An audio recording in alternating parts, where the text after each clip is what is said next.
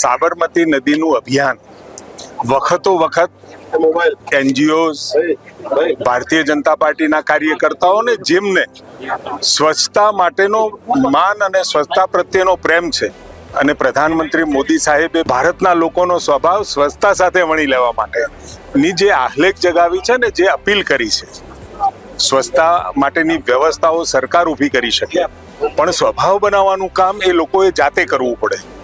સ્વચ્છતા અભિયાન દ્વારા એક અવેરનેસનો કાર્યક્રમ મહાનગરપાલિકા દ્વારા જે થઈ રહ્યો છે, આ મહિનામાં લગભગ દરેક જગ્યાએ ગામડાથી તે મહાનગરપાલિકાઓ સુધી આ સ્વચ્છતા અવેરનેસનો કાર્યક્રમ અને સ્વચ્છ ગામડું બને, સ્વચ્છ મોહલ્લા બને, સ્વચ્છ શહેરો બને, એનું અભિયાન જે હાથમાં ધર્યું છે, એના કારણે સ્વભાવ સ્વચ્છતાનો લોકોનો બને.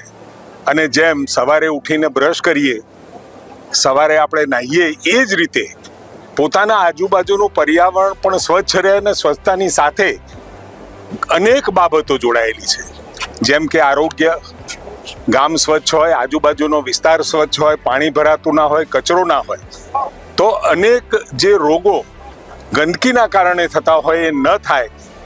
આવા અનેક વિષયો સાથે સ્વચ્છતા એ લોકોના સ્વભાવ બનાવવાનું આંદોલન ચાલુ થયું છે. કમનસીબી એ છે કે લોકોને અપીલ કરી નથી આજ સુધી. આઝાદીના આટલા સમય પછી પહેલી વખત નરેન્દ્રભાઈએ શૌચાલયની વાત કરી, સ્વચ્છતાની વાત કરી, અનેક વિષયો, વૃક્ષો વાવવાની વાત કરી, અનેક વિષયો સાથે લોકોને જોડવાનું કામ કર્યું છે. એના કારણે હરિયાળી વધવાનું, વૃક્ષો વાવવાનું, પાણી બચાવવાનું, ઇલેક્ટ્રિસિટી બચાવવાનું, અને હવે આજના સાંપ્રત સમયની અંદર પણ કરકસરથી પેટ્રોલ, ડીઝલ અને ઉર્જાની બચત કરવા માટેની અપીલ પણ કરી છે. એટલે લોકો એક એવું નેતૃત્વ આપણને મળ્યું છે કે જેની એક અપીલથી લોકોને લાગે કે મારા દેશ માટે કંઈક કરવું જોઈએ, અને એ કરવા માટે લોકો સ્વયંભૂ જાતે જોડાતા હોય છે.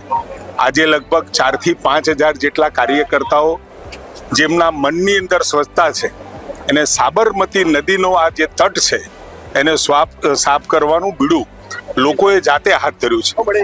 અમદાવાદ કોર્પોરેશન, મહાનગર એમાં સહયોગી થઈ રહ્યું, પરંતુ આખા રાજ્યની અંદર પણ દરેક જગ્યાએ આ પ્રકારના કાર્યક્રમોથી સ્વચ્છતા સ્વભાવ બનાવવાનું એક આંદોલન બને, એના માટેનો પ્રયત્ન.